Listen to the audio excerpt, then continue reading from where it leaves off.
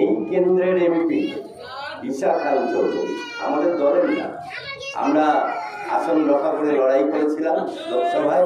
ঈশা খানকে আমরা সমর্থন জানিয়েছিলাম বামফ্রন্ট, কংগ্রেস দলের এমপি, আমাদের সমর্থন ছিল বামফ্রন্টের, আমরা তাকে জয়ী করেছি।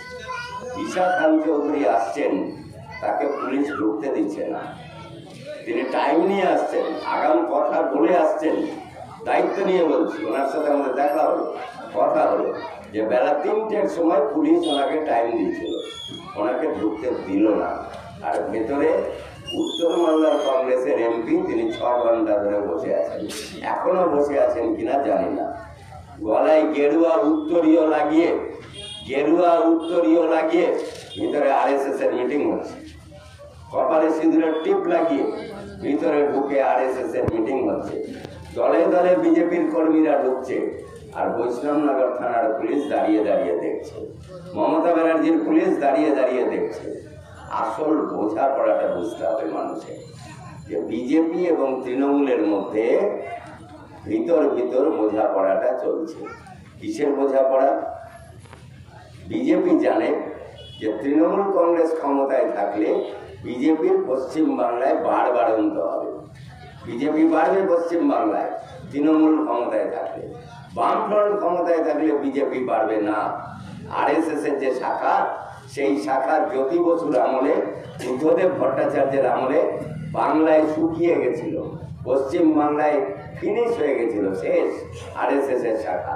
আর মমতা ব্যানার্জির আমলে 20,000 25,000 শাখা তৈরি হয়ে যাচ্ছে, RSS এর শাখা। অনেকে আপনারা দেখেননি, দেখার কথাও নাই সব এলাকায়, কিন্তু বাড়ছে পশ্চিম বাংলায়। তাই বিজেপি চায় তৃণমূল পশ্চিম বাংলায় ক্ষমতায় থাকুক, কারণ বিজেপি জানে পশ্চিম বাংলার ক্ষমতায় আমরা কোনোদিনই আসতে পারবো না। তাই আমাদের শরিক দল, বকলমের শরিক, বিজেপির শরিক তৃণমূল। দায়িত্ব নিয়ে বলছি, আমরা বিজেপির শরিক দল হচ্ছে তৃণমূল কংগ্রেস, তাদেরকে রাখার চেষ্টা করছে বিজেপি দল, কেন্দ্রের শাসক দল। তারা বোঝাপড়া করে রাখছে। কিসের বোঝাপড়া? দেখবেন আপনারা, সারদা কেলেঙ্কারি হলো, সরাসরি মুখ্যমন্ত্রী জড়িত, ওর ভাইপো জড়িত, অভিষেক ব্যানার্জি, জেল হলো না। সারদা কেলেঙ্কারি হিমঘরে চলে গেল, ঠান্ডা ঘরে চলে গেল। নারদ কেলেঙ্কারি, হাত নিয়ে ঘুষ খাচ্ছে, শুভেন্দু অধিকারী ঘুষ খাচ্ছে, সৌগত রায় ঘুষ খাচ্ছে। সব ছবি কে প্রকাশ করলো? বিজেপি প্রকাশ করলো। নারদার মনে পড়ছে 2016 সালের বিধানসভা ভোটের আগে নারদ কেলেঙ্কারি একটা বাজারে চলে এলো, বিজেপি টিভি চ্যানেলে দেখালো যে কিভাবে শুভেন্দু অধিকারী তৃণমূলের নেতা, রাজ্যের পরিবহন মন্ত্রী বান্ডিল বান্ডিল টাকা নিচ্ছে, সৌগত রায় বান্ডিল বান্ডিল টাকা নিচ্ছে, সুব্রত মুখার্জি বান্ডিল বান্ডিল টাকা নিচ্ছে, এমনকি ববি হাকিম বান্ডিল বান্ডিল টাকা নিচ্ছে, বিরাট হাকিম টাকা নিচ্ছে। নারদ কেলেঙ্কারি নিয়ে একটা তদন্ত কমিটি হলো, ঠান্ডা ঘরে চলে গেল। নারদার কেলেঙ্কারি জবাব হলো না। সাম্প্রতিককালে RG-কর হাসপাতালে একটি মেয়ে খুন হয়ে গেল। সে 36 ঘন্টা ধরে হাসপাতালে ডিউটি করছে, ডাক্তার, পোস্ট গ্রাজুয়েট ডাক্তার, মানে MBBS না, তার উপরে, MBBS এর উপরে ডাক্তার, 32-33 বছর বয়স, নৃশংসভাবে হত্যা হয়ে গেল RG-কর হাসপাতালে। RG-কর হাসপাতাল 14ই আগস্ট রাত্রেবেলা ভয়ঙ্কর ভাবে ভাঙচুর হলো। RG-করের কোনো তদন্ত হলো না। CBI কে পেছন থেকে টেনে ধরে রাখলো নরেন্দ্র মোদী, যাতে মমতা ব্যানার্জির কোনো বিপদ না হয়। একটা সিভিক পুলিশ তাকে শাস্তি দিয়ে খালাস করতে চাইছে, আর RG-কর হাসপাতালের সুপার সন্দীপ ঘোষ, ওই এলাকার থানার যে IC, সবাইকে পুলিশ অ্যারেস্ট করলো, CBI অ্যারেস্ট করলো, কিন্তু এক এক করে জামিন হয়ে গেল। একটাও ধরা পড়ছে না, কারোর বিরুদ্ধে কোনো তদন্তের রিপোর্ট পাওয়া যাচ্ছে না, কিন্তু একটা জলজ্যান্ত মেয়ে খুন হয়ে গেল। শুভেন্দু অধিকারী কি বলবে? সুকান্ত মজুমদার বিজেপির নেতা কি বলবে? ওই মেয়েটা, তার নাম বলা যাবে না, আইনে বাধা আছে। সবাই জানেন, আপনারা কি জানেন তো? তিলোত্তমা, অভয়া, তার নাম দেওয়া হয়েছে, আসল নামটা বলা যাবে না, আইনে বাধা আছে। সেই মেয়েটা কেন শুভেন্দু অধিকারী রাস্তায় বসছে না যে বিচার চাই আরজিকর হত্যাকাণ্ডে? কেন সুকান্ত মজুমদার রাস্তায় বসছে না? এরা বলবে না, কারণ মহারাষ্ট্রের নাগপুরে আরএসএস এর সদর দপ্তর, সেইখানে মহারাষ্ট্রের নাগপুর থেকে পরিচালিত হয় আরএসএস, আর তার 1 নম্বর নেতা হচ্ছে মোহন ভাগবত। পরিষ্কার বলে দিয়েছে মমতা ব্যানার্জিকে বিরক্ত করা যাবে না, মমতার সরকারের পাশে আরএসএস আছে, মমতা ব্যানার্জি বিপদে পড়ে এরকম কোনো কাজ বিজেপির এমএলএ এমপিরা যেন না করেন। আরজি করের ওই মেয়েটা হিন্দু ছিল, আরজি করের ওই মেয়েটাই মুসলিম ছিল না। উত্তর 24 পরগনার সোদপুরে বাড়ি, বাবা সাধারণ জামা কাপড় সেলাইয়ের ব্যবসা করে, মানে দর্জির ব্যবসা করে। মেয়েটাকে লেখাপড়া শিখিয়েছিল, সরকারি মেডিকেল কলেজে ডাক্তার হয়েছিল, বড় ডাক্তার হয়েছিল, রুগী দেখতো যত্ন নিয়ে। সেই মেয়েটার খুনের বিচার চাইছে না। মেয়েটা তো সংখ্যালঘু না, মেয়েটা তো রোহিঙ্গা না, মেয়েটা তো মুসলমান না। তুমি শুভেন্দু অধিকারী বিচার চাইছো না কেন? কারণ আরএসএস বলে দিয়েছে মমতা ব্যানার্জি বিপদে পড়ে এমন কোনো কাজ বিজেপির কেউ যেন না করে। এই হচ্ছে তৃণমূল আর বিজেপির বোঝাপড়া। এই প্রিয়ব্রত মাস্টার মশাই বলছিল 26,723 জনের চাকরি চলে গেছে। জেনে রাখুন, আজকে একজন আত্মহত্যা করেছে। দক্ষিণ 24 পরগনার কুলতলির ছেলে উজ্জ্বল নাইয়া, সে আত্মহত্যা করেছে। সে আত্মহত্যা করেছে, তার ছবি সোশ্যাল মিডিয়ায় ছড়িয়ে গিয়েছে। অনেক ছাঁকনি থাকে, আচ্ছা এই যে চায়ের দোকানে চা তৈরি হয়, ছাঁকনিতে যদি একটা ফুটো থেকে যায় তাহলে 2-4 দানা চায়ের সাথে চায়ের গুঁড়া আপনার কাপে বা গ্লাসে চলে আসবে ছাঁকনির ফুটা দিয়ে। তাহলে কত বড় ফুটা ছিল মমতা ব্যানার্জির সরকারের যে 10,000, 15,000, 16,000 ঢুকে গেল, অযোগ্যগুলো ঢুকে গেল। আর যারা চাকরির জন্য কোনো টাকা না দিয়ে চাকরি পেয়েছিল মেধার জোরে, আজকে তারা আত্মহত্যা করছে। ওই ছেলেটা আত্মহত্যা করেছে মানে ও কাউকে টাকা না দিয়ে নিজের মাথার জোরে, বুদ্ধির জোরে, মেধার জোরে চাকরিটা পেয়েছিল। বাপ মায়ের সামনে মুখ দেখাতে পারছে না, পাড়ায় মুখ দেখাতে পারছে না, সবাই ভাবছে এরাও চাকরি চোরের দলে আছে, তাই অপমানিত হয়ে আত্মহত্যা করে জীবনটা দিয়ে দিল। আমরা বলি কেউকে জীবন দিতে হবে না, লড়াই করতে হবে, এই সরকারের বিরুদ্ধে লড়াই করতে হবে। গোটা মন্ত্রিসভা জেলে যাবে। শুভেন্দু অধিকারী তখন কোথায় ছিল? তৃণমূল কংগ্রেসে ছিল, মালদা জেলার দায়িত্বে ছিল, মালদা মুর্শিদাবাদের দায়িত্বে। আপনাদের মনে আছে যে পঞ্চায়েত নির্বাচনে 16টা আসন পেল বামফ্রন্ট আর 16টা আসন পেল কংগ্রেস জেলা পরিষদে। 32টা জেলা পরিষদের আসনে 16টা করে বাম কংগ্রেস পেয়ে গেল, আর তৃণমূল পেল মাত্র 6টা। শুভেন্দু অধিকারী টাকার বস্তা নিয়ে বাম আর কংগ্রেসের জেলা পরিষদের সদস্যদের কেনাকাটা শুরু করে দিল। কিছুদিনের মধ্যেই সেই জেলা পরিষদ দখল করলো, দল ভাঙিয়ে দখল করলো শুভেন্দু অধিকারী। সে তৃণমূলের নেতা, কথা দিয়ে এসেছে মুখ্যমন্ত্রীকে যে মালদা জেলা পরিষদ তোমাকে উপহার দেব, মুর্শিদাবাদ জেলা পরিষদ তোমাকে উপহার দেব। অধীর চৌধুরীর দল ভাঙিয়ে গোটা জেলা পরিষদটাকে পাল্টিয়ে দিল, কোটি কোটি টাকা খরচ করে। চাকরি বেচা টাকা, মালদা থেকে বস্তা বস্তা টাকা নিয়ে গিয়েছে। বস্তা বস্তা বললে বুঝবেন, কিন্তু আরেকটু ভেঙে বলছি, বিস্কুটের কার্টুনে করে টাকা দিয়েছে। বিস্কুটের যে বড় বড় বাক্স, পিচবোর্ডের বাক্স, বোঝাই করে টাকা গিয়েছে মালদা থেকে।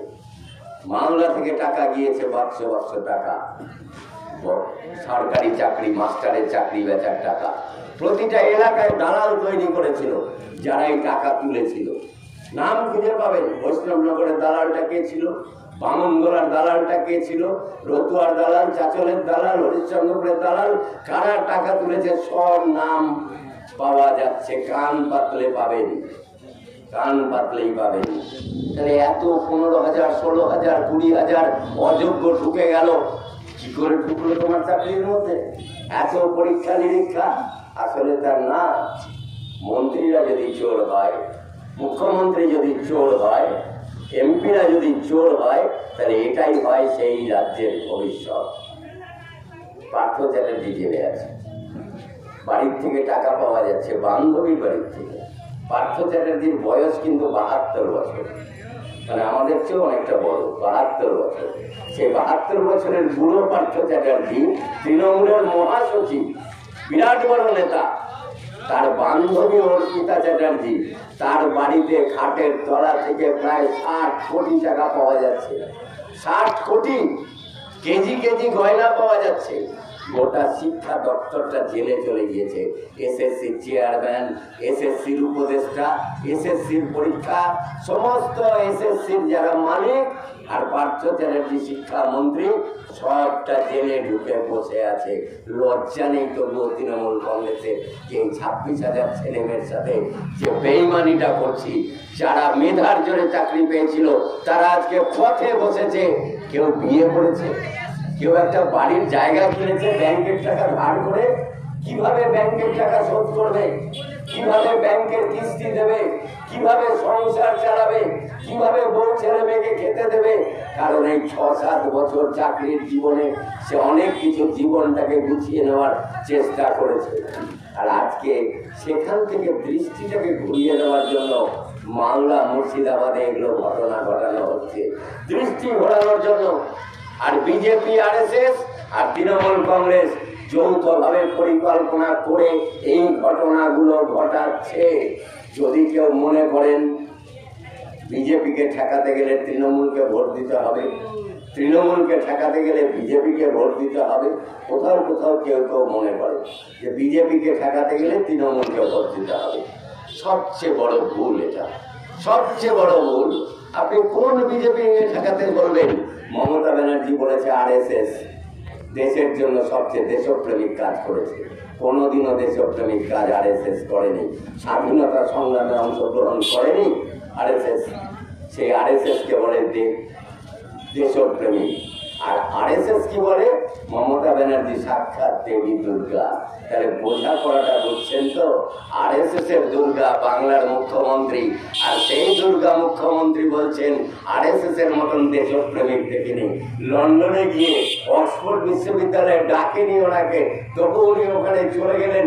একটা ছোট্ট কলেজ, তার রেস্টুরেন্টে গিয়ে, রেস্টুরেন্ট, কলেজের ভিতরে রেস্টুরেন্ট থাকে, তার হলও থাকে, মিটিং করার মতন হল। সে হলে গিয়ে মিটিং করে বাংলাকে অপমান করলেন, ভারতবর্ষকে অপমান করলেন। বললেন যে ব্রিটিশরা ভারতের জন্য অনেক কাজ করে গেছে, সেই জন্য আমি ব্রিটিশদেরকে শ্রদ্ধা করি। কাজ করলেই শ্রদ্ধা? এই ব্রিটিশকে তাড়ানোর জন্য বিনয়, বাদল, দীনেশ, ক্ষুদিরাম, মাতঙ্গিনী হাজরা লড়াই করেছে। মুজফফর আহমেদ, কাজী নজরুল ইসলামেরা লড়াই করেছে ব্রিটিশকে দেশ থেকে তাড়িয়ে দেওয়ার জন্য। ফাঁসির দড়ি গলায় পড়েছে। মুখ্যমন্ত্রী তখন জন্মাননি, তার বাপ ঠাকুরদাও স্বাধীনতা সংগ্রামী ছিলেন না। স্বাধীনতা সংগ্রাম করেছে মাস্টারদা সূর্য সেন, শহীদ ক্ষুদিরাম, এরা লড়াই করেছে। কাজী নজরুল ইসলাম গান লিখেছেন, মুজফফর আহমেদরা লড়াই করেছেন, জেল খেটেছেন। সিপিআইএম কে প্রতিষ্ঠা করেছেন, কমিউনিস্ট পার্টিকে ভারতবর্ষের বুকে, ব্রিটিশকে তাড়ানোর জন্য। ব্রিটিশ রাজশক্তি চলে গেছে, কিন্তু আমাদের মনের মধ্যে যে বীজটা ঢুকিয়ে দিয়ে গেছে, সেই বীজটা আজকেও আমরা বয়ে বেড়াচ্ছি। এই বীজ থেকে আমাদের বেরিয়ে আসতে হবে, বীজটা আমাদের পরিত্যাগ করতে হবে। কারণ হিন্দু, মুসলিম সবাইকে নিয়ে সমাজ, সবাইকে নিয়ে সমাজ। ভারতবর্ষের একটা ধর্মনিরপেক্ষ রাষ্ট্র। এই ধর্মনিরপেক্ষ রাষ্ট্রে সবার সমান অধিকার আছে, সবাই সমানভাবে বেঁচে থাকতে পারে, তার সব অধিকার আছে। এই যে ওয়াকফ আইন, এখানে বলছিলেন রিয়াজদা, 4 ভাবে ওয়াকফ হয়, 4 ভাবে। সে ভাবগুলি আছে, রেজিস্ট্রি করে হয়, দীর্ঘদিন ব্যবহারের ধারে হয়, ওয়াকফ হয়ে যায়। কেউ দান করেছে, মৌখিক, ওয়াকফ হয়। আবার সরকারের কাছ থেকে পাওয়া কিছু জায়গা টায়গা থাকলেও ওয়াকফ হয়। 4টে মাধ্যমে ওয়াকফ সম্পত্তি তৈরি হয়েছে, বহুকাল ধরে তৈরি হয়েছে। ওয়াকফ আইন আছে, ওয়াকফ বোর্ড আছে, সব কিছু আছে। এখন কি বলছে যে ওয়াকফ বোর্ডের মধ্যে অমুসলিমদের কেন রাখা যাবে? না, রাখা যাবে না। আইন করেছে গায়ের জোরে, গায়ের জোরে আইন করেছে। ওয়াকফ বোর্ডের মধ্যে অমুসলিম কেন থাকবে? এটা তো আইনে ছিল না, তুমি সংশোধন করে ঢোকাচ্ছ। এবং বলছে এই সম্পত্তিগুলো ডিস্ট্রিক্ট ম্যাজিস্ট্রেট দেখাশোনা করবে। তার মানে কি তৃণমূল কংগ্রেসের হেফাজতে চলে যাবে। তৃণমূলীরা এখন হাজার হাজার বিঘা সম্পত্তি, ওয়াকফের সম্পত্তি ভোগ দখল করছে তৃণমূলের নেতা মন্ত্রীরা। ওয়াকফের সম্পত্তি, সেই সম্পত্তিগুলো আরো পাকাপোক্তভাবে চলে যাবে যদি ডিস্ট্রিক্ট ম্যাজিস্ট্রেট, ডিস্ট্রিক্ট রাজস্ব অফিসার, রেভিনিউ অফিসার তাদের হাতে যদি চলে যায়।